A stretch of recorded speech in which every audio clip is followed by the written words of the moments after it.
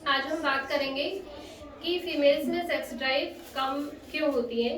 क्योंकि as a gynaecologist मेरे पास बहुत सारी ऐसी फीमेल पेशेंट्स आती हैं जिनका ये कंसर्न रहता है कि उनकी सेक्स ड्राइव कम है या फिर उनको ऐसा लगता है और वो चाहती हैं कोई ऐसा पिल या मेडिकेशन हो जो सेक्स ड्राइव बढ़ाने के लिए दिया जा सके। तो ये बहुत सेंसिटिव टॉपिक है।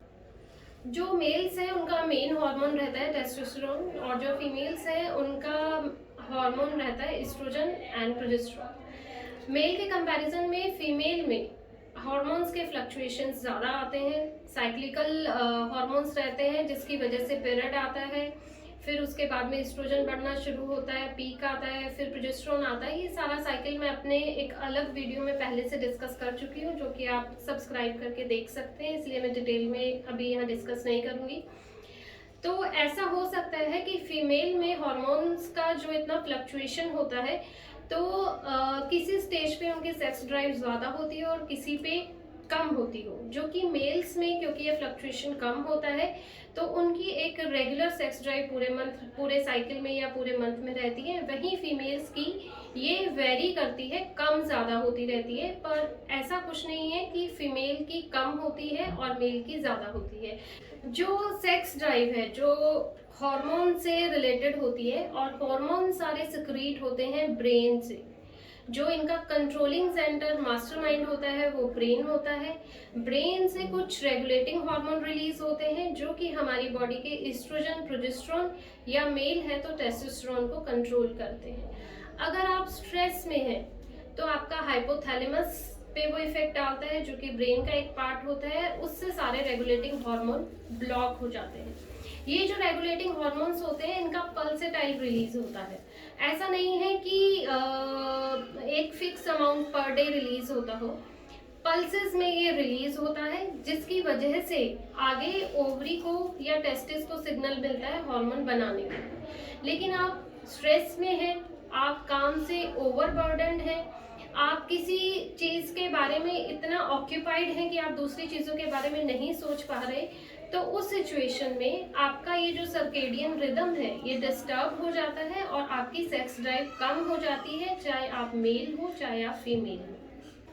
इसके अलावा एज का हमारी बॉडी हार्मोन और सेक्स ड्राइव से बहुत ज़्यादा प्रभाव है या रिलेशन है, आप कह सकते हैं। यंग एज में सेक्स ड्राइव बहुत अच्छी होती है और लेटर एज में ये सेक्स ड्राइव कम हो जाती है, चाहे आप मेल हैं चाहे आप फीमेल। लेकिन फीमेल में ये चेंज थोड़ा जल्दी आ जाता है मेल के कंपैरिजन में, क्योंकि फीमेल्स का मीनोपॉज होता है जो कि मेल्स का एक तरह से नहीं होता है।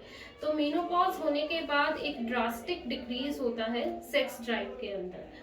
और फीमेल में एज के साथ साथ यंग एज में जैसा मैंने बताया सेक्स ड्राइव अच्छी होती है, लेकिन फीमेल के ऊपर बच्चों की शादी की बहुत सारी रिस्पॉन्सिबिलिटीज़ रहती हैं जिसके अंदर की वो ऑक्यूपाइड रहती हैं। डिलीवरी के प्रोसेस से उनको निकलना पड़ता है। डिलीवरी में अलग तरह के हार्मोन्स होते हैं, ब्रेस्ट फीडिंग में अलग तरह के हार्मोन्स होते हैं, उसके साथ बच्चे की केयर, और उस सब में कहीं ना कहीं सेक्स ड्राइव थोड़ी सप्रेस्ड हो जाती है।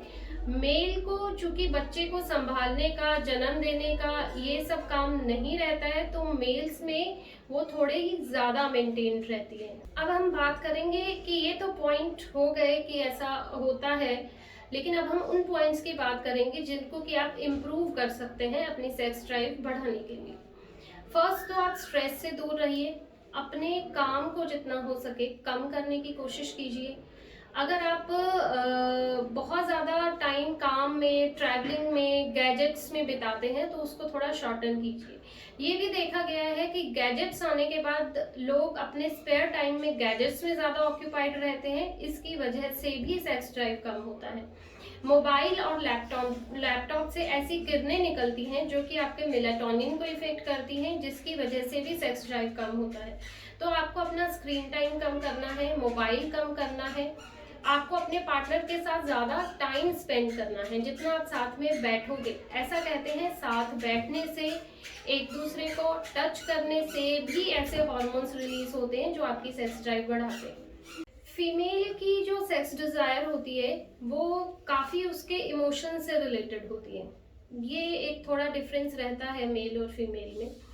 अगर फीमेल इमोशनली कनेक्ट नहीं हो पाती है तो उसमें अराउजल की फीलिंग नहीं आती है, और कई बार आपसी तनाव या कुछ तरह के ग्रजेस ऐसे होते हैं जो कि फीमेल के माइंड पे ज़्यादा हावी हो जाते हैं, जिसकी वजह से उनकी सेक्सुअल ड्राइव या जो सेक्सुअल रिलेशनशिप है पार्टनर से वो डिस्टर्ब हो जाता है। जैसे कि इंडिया में अधिकांश मैरिजेस जो होती हैं उसके बाद में फीमेल को नए घर में एडजस्ट भी होना होता है। एडजस्टमेंट में कहीं ना कहीं प्रॉब्लम आती है, जिसकी वजह से उनके माइंड में दूसरी चीज़ें ज़्यादा हावी हो जाती हैं। कुछ ये लगना कि मेरा पार्टनर मेरी केयर नहीं करता, या ऐसा क्यों है या ऐसा क्यों नहीं है, ये सारी चीज़ें उनकी सेक्सुअल ड्राइव को दबा देती हैं। जो हमारे पास आसपास का इन्वायरमेंट है, चाहे पोल्यूशन बढ़ रहा है, चाहे वायरल डिजीजेस बढ़ रही हैं, रेडिएशन बढ़ रहा है, ये भी कहीं ना कहीं हमारी हेल्थ को चीज़ें अफेक्ट करती हैं। और जितना हो सके नेचर के पास रहने की कोशिश कीजिए, गैजेट्स का यूज़ कम कीजिए, अपने पार्टनर से कम्युनिकेट करिए, मन में ग्रजेस ना रखिए, खुश रहने की कोशिश कीजिए। जितना आप खुश रहेंगे उतना आपका सेक्स ड्राइव बढ़ेगा, उतना आपको अराउजल की फीलिंग ज़्यादा आएगी। अपने पार्टनर से इमोशनली फिजिकली दोनों तरह से कनेक्ट होने की कोशिश कीजिए। और अगर आपको लगता है कि आप कांटेक्ट बनाने में आपको ड्राइनेस रहती है या अराउजल नहीं होता है तो आप फोर प्ले को ज़्यादा टाइम दीजिए।